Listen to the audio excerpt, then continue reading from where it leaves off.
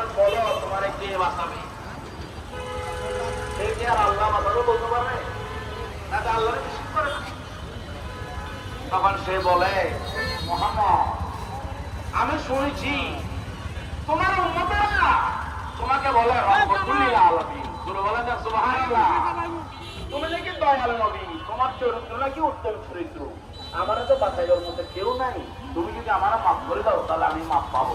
আল্লাহ রাসূল কয়, যা, আমি তোরে মাফ করে দিলাম। এর নাম ইসলাম। আর যদি বলেন এর নাম কি? ইসলাম মাফ করে দিলাম। তখন সেই বেলাও কোর্ট থেকে উঠে গেলে, মুহাম্মদ আর মাফ করে দিলাম। মুহাম্মদ আপনার জন্য ধৈর্য ধর্ম না,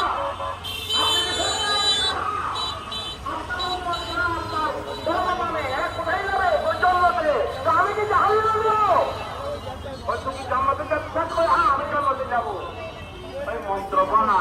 তখন রাসূল কয়, লা ইলাহা ইল্লাল্লাহ, জোরে লা